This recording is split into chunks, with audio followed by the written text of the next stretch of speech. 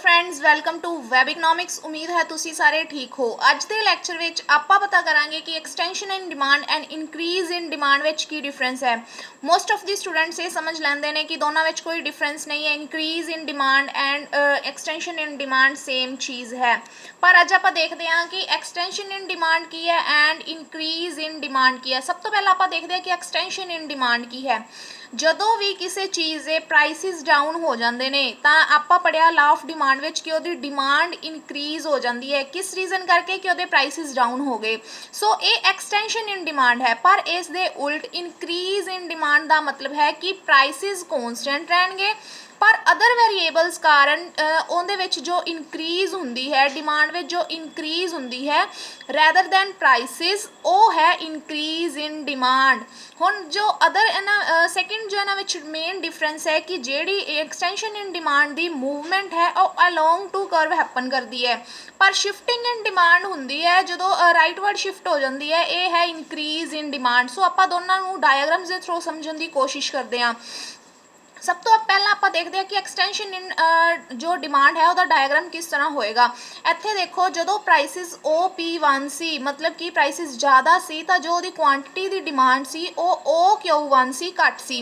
पर जिमें ही प्राइसिस नीचे आए किसी भी रीजन करके प्राइसिस OP2 ते आ गए। देखो जो एक ग्रीन एरो है प्राइसिस नू नीचे आने लई शो कर रहा है। तो ਉਹਦੇ कारण की इफेक्ट ਪਿਆ डिमांड ਤੇ कि ਉਹਦੀ डिमांड इंक्रीज होगी up to OQ2 from OQ1। So जो Q1 Q2 जो डिमांड विच चेंज आया है ये कादे करके आया है कि प्राइसिस P1 तो P2 ते डिक्रीज हो गए। सो ये एक्सटेंशन इन डिमांड है कि जो डिमांड कर्व है वो पॉइंट A तो पॉइंट B तक आ चुकी है। मतलब कि ये अलोंग टू कर्व यदि जो मूवमेंट हो रही है। हुण दूसरी तरफ आप देखते हैं कि इनक्रीज इन डिमांड कारण की हुंदा है ਜਦੋਂ ਪ੍ਰਾਈਸਿਸ ਨੂੰ ਕਨਸਟੈਂਟ ਰੱਖ ਕੇ ਕਿਸੇ ਵੀ ਹੋਰ ਰੀਜ਼ਨ ਕਰਕੇ ਡਿਮਾਂਡ ਇਨਕਰੀਜ਼ ਹੁੰਦੀ ਹੈ ਤਾਂ ਡਿਮਾਂਡ ਵਿੱਚ ਸ਼ਿਫਟਿੰਗ ਨੋਟ ਕੀਤੀ ਜਾਂਦੀ ਹੈ। ਇੱਥੇ ਤੁਸੀਂ ਦੇਖੋ ਕਿ OP1 ਪ੍ਰਾਈਸ ਹੈ ਪਰ ਕਿਸੇ ਵੀ ਰੀਜ਼ਨ ਕਰਕੇ ਇਹ ਦੇਖੋ ਪਹਿਲਾਂ ਪੁਆਇੰਟ A ਤੇ ਡਿਮਾਂਡ ਸੀ Q1 ਕੁਆਂਟੀਟੀ ਡਿਮਾਂਡ ਕਰ ਰਿਹਾ ਸੀ ਪਰ ਕਿਸੇ ਹੋਰ ਰੀਜ਼ਨ ਕਰਕੇ सेम प्राइसिस से आ जो शेडेड ब्लू लाइन है ये शो कर रही है कि प्राइसिस सेम ने पर होर रीजनस करके आ जो डिमांड कर्व है ये राइटवर्ड नू शिफ्ट कर चुकी है क्वांटिटी OQ2 ते आ गई है। सो ये है इनक्रीज इन डिमांड। हुण तुसी दोनों में देखो कि डिफरेंस है कि इत्थे जो डिमांड कर्व एक्सटेंड हो रही है मतलब कि फैल रही है पर इधर की हो रहा है कि जो डिमांड कर्व सी वो सज्जे पासे वाल शिफ्ट होगी राइटवर्ड शिफ्ट हो चुकी है। सो इन्हां दे आपां डायग्राम्स बना के देखते हैं कि किस तरह बननगे।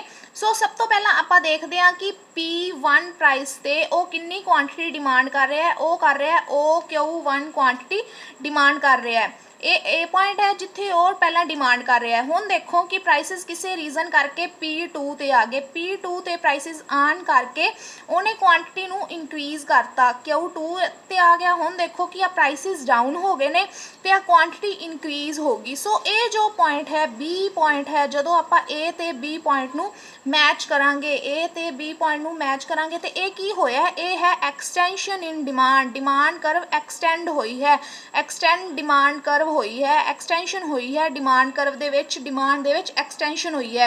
हुण दूसरी तरफ आपां देखते हैं कि डिमांड इनक्रीज किस तरह होएगी। डिमांड इनक्रीज होने दा जो अदर रीजनस ने उन्हां करके जो डिमांड कर्व विच की चेंज आंदा है। हुण इत्थे देखो कि prices P1 OP same prices ने उत्थे OQ1 क्वांटिटी नू डिमांड कर रहा है। देखो OP1 प्राइसिस ने OQ1 क्वांटिटी और डिमांड कर रहा है। इत्थे जो डिमांड कर्व बनी पॉइंट ए थे वो ए है। हुण देखो कि प्राइसिस सेम ने same prices shaded line same prices नू शो कर रही है पर उन्हें किसी होर रीजन करके फॉर एग्जांपल उन्हें Q2 ते आ गया उन्हें Q2 ते उन्हें अपनी डिमांड इनक्रीज कर ली Q2 ते आ गया उसकी डिमांड इनक्रीज होगी।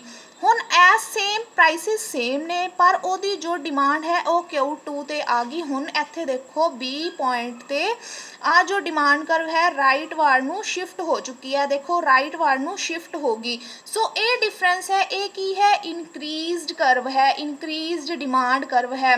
सो दोनों विच तुसी डिफरेंस देखा कि की है कि जदों एक्सटेंशन इन डिमांड हुंदा है उदों की हुंदा है ते जदों इनक्रीज इन डिमांड हुंदा है तां की हुंदा है। हुण दोबारा नोट ਕਰ ਲਓ ਕਿ ਐਕਸਟੈਂਸ਼ਨ ਇਨ ਡਿਮਾਂਡ ਦਾ ਕੀ ਮਤਲਬ ਹੈ ਕਿ ਜਦੋਂ ਅਦਰ ਵੇਰੀਏਬਲਸ ਕਨਸਟੈਂਟ ਹੋਣਗੇ, ਸਿਰਫ ਪ੍ਰਾਈਸਿਸ ਦੇ ਡਾਊਨ ਹੋਣ ਨਾਲ ਜੋ ਡਿਮਾਂਡ ਰਾਈਜ਼ ਹੋਏਗੀ ਉਹ ਐਕਸਟੈਂਸ਼ਨ ਇਨ ਡਿਮਾਂਡ ਹੈ। ਪਰ ਜਦੋਂ ਪ੍ਰਾਈਸਿਸ ਨੂੰ ਕਨਸਟੈਂਟ ਰੱਖ ਕੇ ਦੂਸਰੇ ਵੇਰੀਏਬਲਸ ਕਰਕੇ ਡਿਮਾਂਡ ਇਨਕਰੀਜ਼ ਹੋਏਗੀ ਤਾਂ ਉਹ ਇਨਕਰੀਜ਼ ਇਨ ਡਿਮਾਂਡ ਹੈ।